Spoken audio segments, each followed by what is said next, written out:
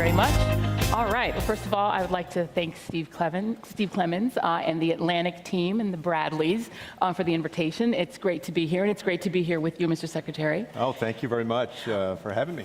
All right. So I want to start off by pointing out to you that not long ago, there was a map that was released. It became pretty popular on social media, and it talked about how many hours a person would have to work at minimum wage in order to afford to live on average in some of the states in the United States. And it came out to something like 92 hours in California, 98 hours in New York, north of 70 hours in both Texas and Colorado.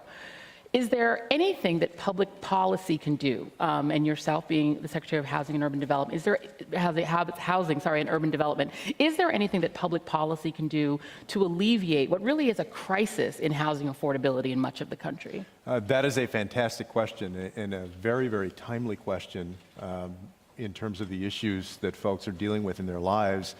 There is an affordability crisis happening throughout the United States in cities big and small. So just to put a very fine point on it, the National Low-Income Housing Coalition over the summer released a report that said that there wasn't a single place in the United States, a single city of any size, where if you were working full-time minimum wage, you could afford the rent for a two-bedroom apartment, and only a very few places where you could get a one-bedroom. So what can we do? The answer is yes, we can do some things. Those fall into different categories. First of all, for years now, HUD has been making important investments so that affordable housing is possible. A good example of that is our home partnership dollars, also community development block grants. Out of Treasury, there's a low-income housing tax credit, which has been a fantastic spark for more affordable housing opportunities. So the number one thing that we can do is that we can invest in creating affordable housing opportunities. The second thing is that we can look at some of the rules and regulations that we have now and become more creative, either to preserve affordable housing or create more. A good example of that is something that we call a rental assistance demonstration project that started in 2012, which was understanding that we lose every year about 10,000 units of public housing to disrepair. Essentially, because Congress has not been allocating over the last couple of decades the needed money for renovation and repair to traditional public housing, 1.1 million units, we lose those 10,000 every year to disrepair. Essentially, this RAD partnered with the private sector and moved what was traditional public funding to voucher funding that is based in that project-based voucher funding, to make it possible to renovate units that were going into disrepair. So we preserve affordable housing options.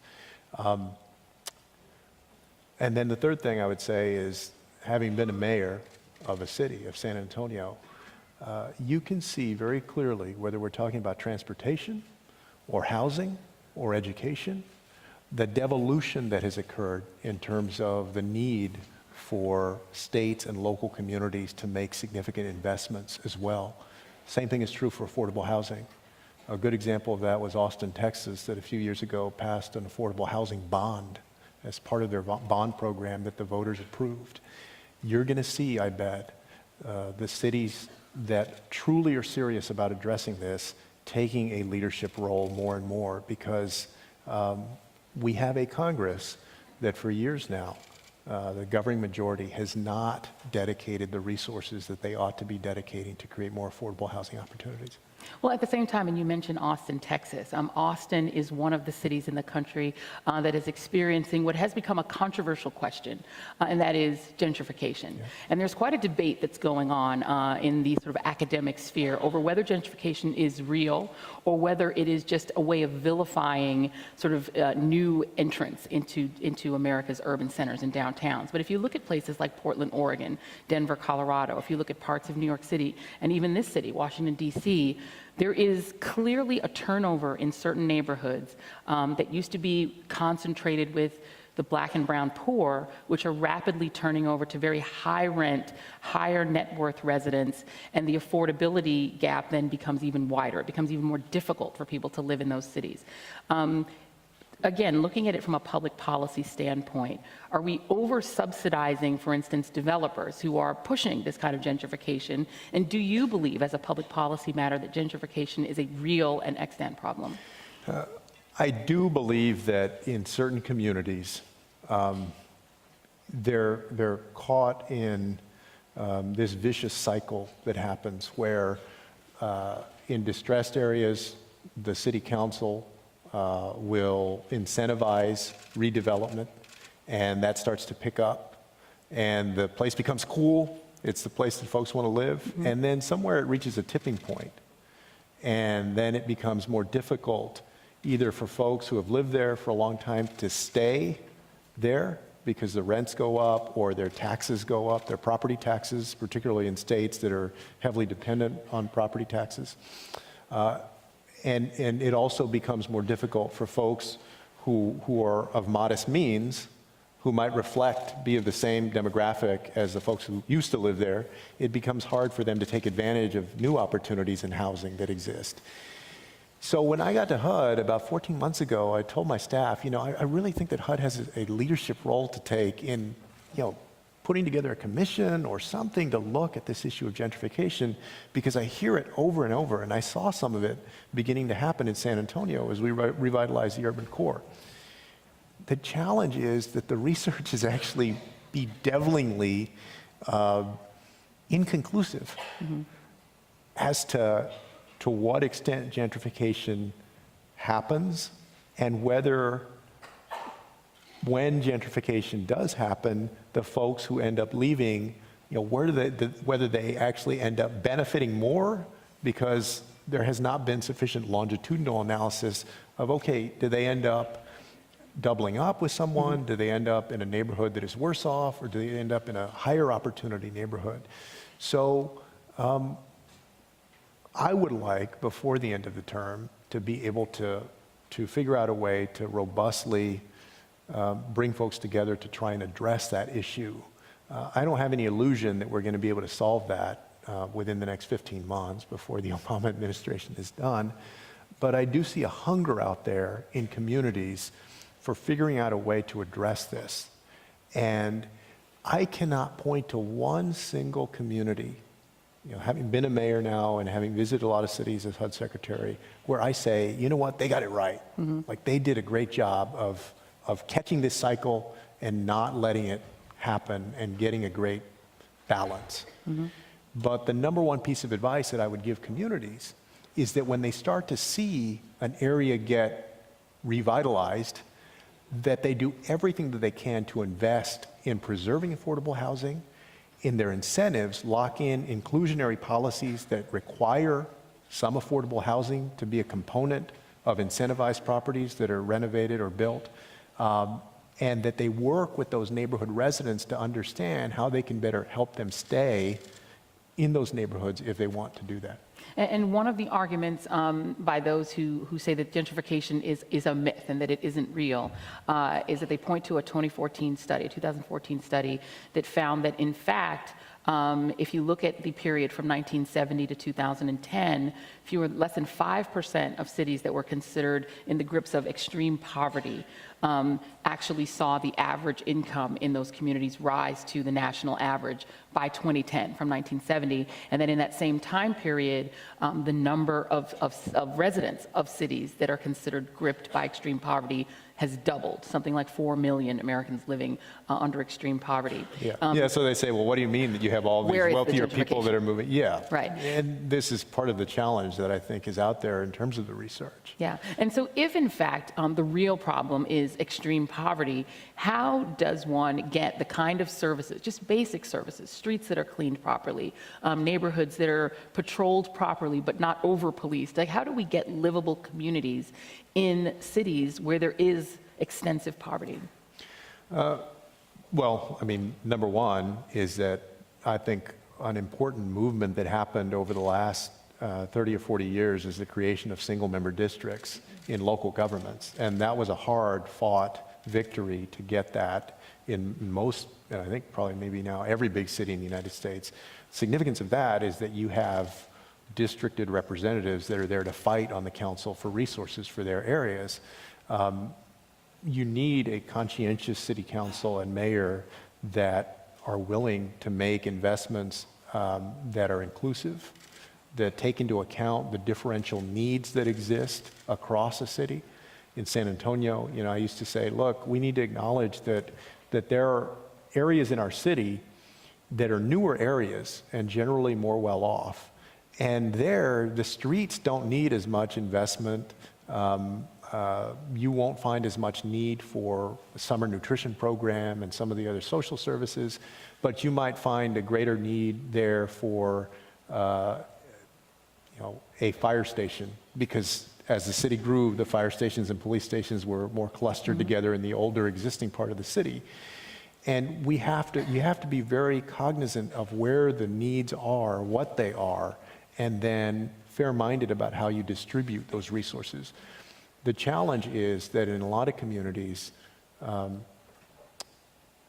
there's a real tendency, I think, where we chase the glitzy kind of investments. And there's a certain cachet in that. And sometimes those investments help your city get ahead, whether it's a stadium or other types of high-profile investments. But for distressed communities, you need to make sure that you're investing in neighborhoods as well and in people. And I encourage, when I speak to mayors, for mayors not just to think about their cities in terms of those investments in infrastructure and the things that you can throw a stone at, but go beyond that into things like education and the environment and where, the conditions that people live in.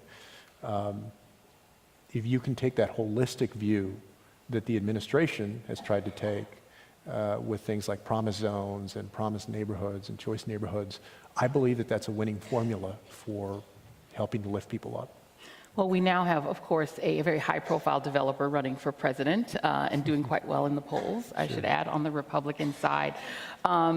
And one of the things that Donald Trump is talking about is sort of rearranging, even though his plan doesn't actually do it, but saying that maybe we should tax the hedge fund guys a little bit more. Should we also think of developers in the same way? Are we over-subsidizing wealthy developers and really doing not enough to protect the homeowners who are sometimes having their properties targeted for taking? Well, I think that, one of the ways that we try and encourage developers to create affordable housing is with the low-income housing tax credit. Now, we also have the mortgage interest deduction, and that touches many more Americans. There's an argument about whether, in terms of investing in affordable housing and opportunities for people, is the mortgage interest deduction really not necessarily giving more over to developers, but giving more over to wealthy upper middle class and folks versus middle class and lower middle class folks who own homes. And I think that we should have that conversation. I haven't seen the spectrum of data on that, but I think that that's an argument that deserves an airing. With regard to developers, I believe that the bargain is worth it if you can get good affordable housing opportunities out of it. It's some of these deals that sometimes you see in some local communities where the bar that's set for the amount of affordable housing that is created is probably not worth it. Yeah. And it varies, and the deals vary, but I think everyone would agree that you want to get as big a bang for your buck in terms of creating housing that is going to be affordable and remain affordable for the long haul. Because if not, then I don't think that the public, the government, should have as much of a role in subsidizing that. Well, I would be remiss if I had you here and did not ask the question that I think is on a lot of people's minds when they think about you, Mr. Secretary, and that is, have you had entreaties or discussions with the Clinton campaign, with the Hillary Clinton campaign, about potentially running for vice president? I have not. And you... I had to ask. And you, of course, are from Texas, which, among other things, is a state with a tremendously high Latino population, but that does not vote at its population strength. Actually, not even close to it, something like half of its voting strength. What do you think would make the difference in increasing voter participation among Latinos? A number of things. You're right. African Americans in 2012 voted at a rate of 66%, whites at 65%. Latinos at 48. And in Texas, the rate of voting for Latinos, Texan Latinos, is 10% less, I believe, than California Latinos. So even among those states, there's a difference. A number of things. What Battleground Texas is doing down there, which is good old-fashioned organizing and getting people registered to vote, reaching out to them. Also, candidates that can speak to what people actually care about and connect with them and get people excited.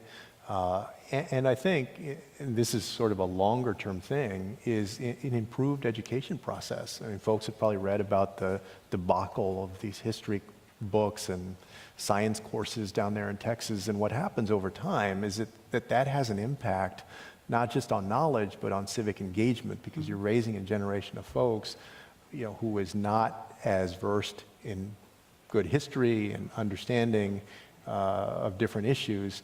I think if you could change that, get that on a stronger track and a more accurate track, that over the long haul you would have more engagement. Yeah, and in wrapping, do you believe that the sort of caustic nature of the immigration debate will drive up Latino turnout in 2016? I believe that in 2016 you're going to have a record Latino turnout, and I'll thank Donald Trump in part for that. I'm not sure that the Republican Party will thank you for it, but I do believe that you're going to have a record turnout among Latinos, also among Asian Americans, and that it bodes well for the Democratic Party. All right, well, I will presume to speak for the Atlantic and say that if you do get that call from the Clinton campaign, we'd love to You'll be the first to know. Call me first. And just our friends here. We'll be the only ones who know. We won't tell. All right, Secretary Julián Castro, thank you very much. Thank y'all. And now, please